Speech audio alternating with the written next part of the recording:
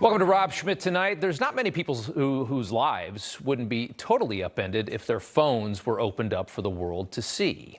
How many marriages, friendships, careers would be destroyed?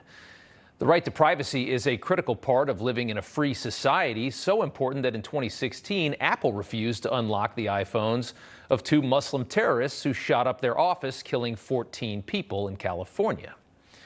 The right to privacy, even for dead terrorists, is so important, Apple said no to the FBI. For former Fox host Tucker Carlson, the right to privacy has been shredded overnight. Another suspected Fox leak, this time going to the New York Times. The full text is up on the screen and pretty much everywhere on the internet. But to sum it up, Tucker was texting a producer about a video that he had seen.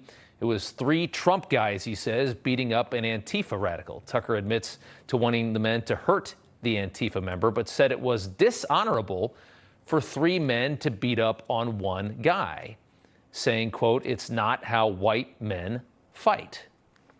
And that little line, as expected, has exploded. The text message obtained by the New York Times from Tucker Carlson is racially charged. I think that there are a lot of viewers who would not be totally shocked to see him say something that racist. White men don't fight like that. Yeah, white men don't fight like that. And then at the end, he's like, but why do I reduce people to politics? You see his conscience barely kicking in. Yep. And I think it just reveals that the most powerful man in cable news for the last however many years is somebody who's deeply grappling with both racism and an internal battle for his soul. Great day for the mainstream press. They got to use their favorite word, the R word. Everyone cannot wait to scream racism in this country, no matter how mundane the actual comment that led to it is. And for everybody yelling so loudly, imagine if you saw their worst text messages. And to anyone offended by this, anyone who thinks that comment is unforgivable, let's just take you back down memory lane to the 1990s and a flashback of our favorite president, our current president, and hero of the militant anti-racist left today. Take a listen. Found out that this midnight basketball isn't getting them together, a bunch of jive folks living in their city to do, try to see if they can be Michael Jordan. When they found out, they were keeping schools open. So gangs come off streets instead of out raping my mother, marauding me, robbing the local store. They're in a gymnasium. And my daughter will be safer, my wife will be safer, my mother will be safer, and I will be safer. Just a little perspective as everybody hyperventilates about the phrase, how white men fight. But set all of that aside for just a moment and ponder this question. What on earth did that text message have to do with the Dominion lawsuit against Fox News? Because that's the alleged reason this private text is now the mainstream media's top story. When Dominion sued Fox, they subpoenaed cell phones and were only supposed to be searching to access material directly related to the lawsuit over voting machines. On the eve of the beginning of the trial, the Fox board reportedly saw this text message, assuming that Fox didn't just look through Tucker's phone. We're told it was the first time Fox saw this message. And now, weeks later, the text was given to the New York Times. Likely Fox's latest excuse for firing their star is he is a deplorable racist. Fox clearly on a full-blown jihad against Tucker Carlson. We can see that, and finding all sorts of allies in the rabidly liberal media world.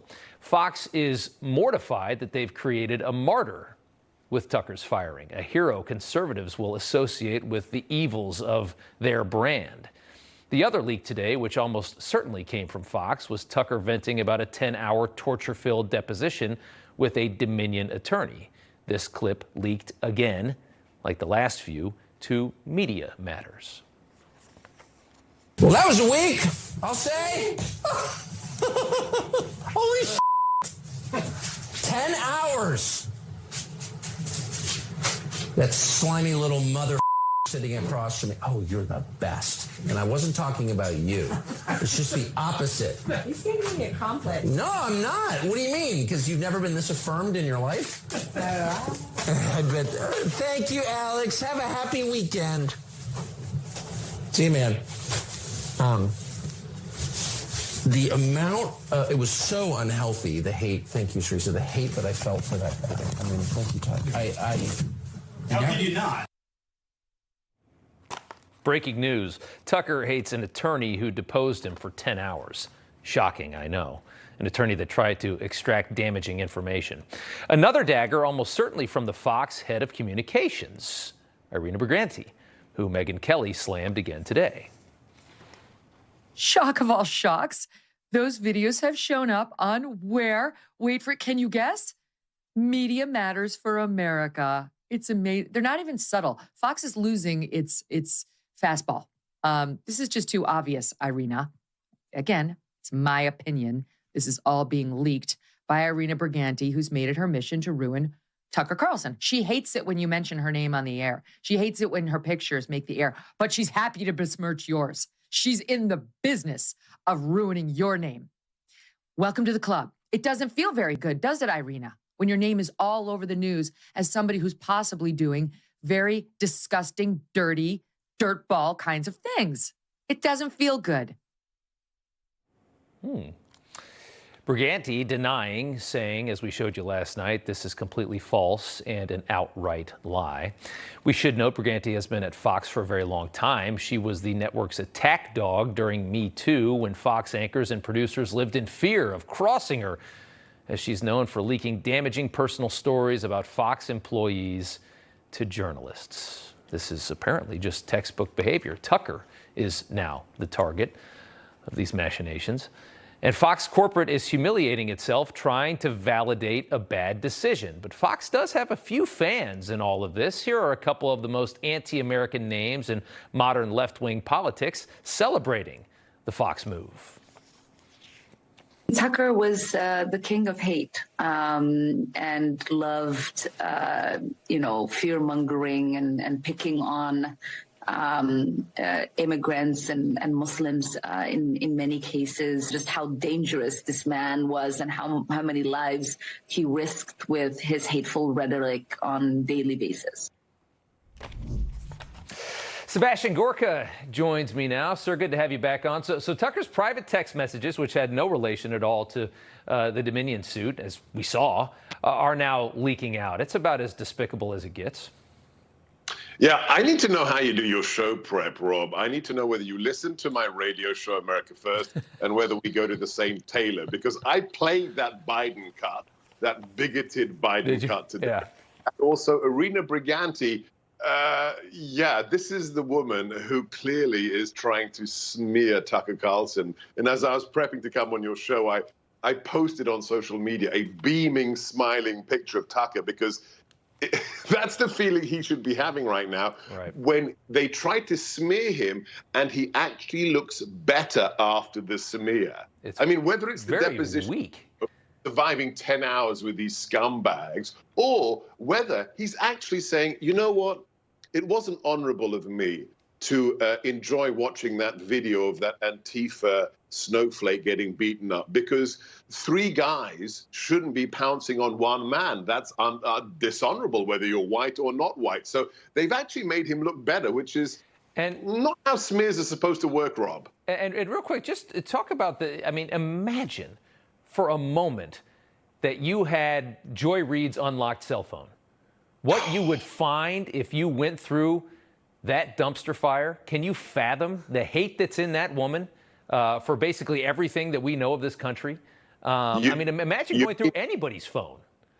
You mean Joy Reid? You mean the people? Isn't she the host that had those homophobic blog posts? Exactly. And she told us 5 years ago she was hacked and the FBI is looking into it. Whatever happened to that FBI investigation? And I want to know, why do they have access to your text messages, Rob?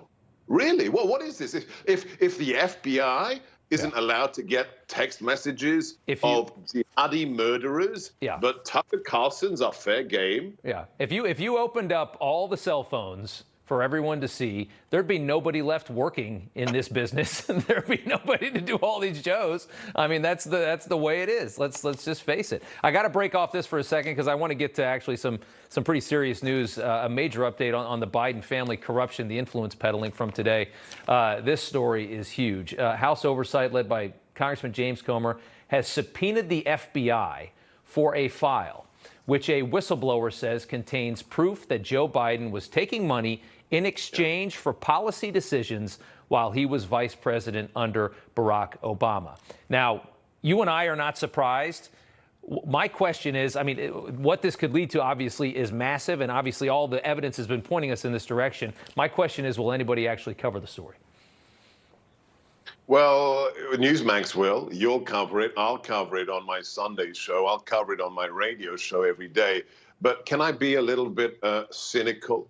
The FBI has deep sixed the Nashville transgender murderers manifesto, and looks like they forced Nashville PD to do the same. We know what they've done with the laptop from hell, sat on it in the Delaware FBI field office for 2 years now. And how many times have we been promised by Congress, by the likes of Lindsey Graham, that, oh, the subpoenas are around the corner, and nothing ever happens? Look, I'm impressed in the last few months with what Kevin McCarthy has done, with what Comer has done. But to win back our trust, I want to see Hunter Biden in open session, sworn in, sweating in front of that committee. Until I see that, I'm not going to take anything for granted, Rob. And the allegation that the FBI has proof of this corruption when he was vice president has been sitting on it, has to be subpoenaed so that they can get it. Obviously, right now, it's a whistleblower allegation. We'll see where it goes, but it's astonishing. Sebastian Gorka, good to see you. Thank you so much. God bless. Thank you, Rob.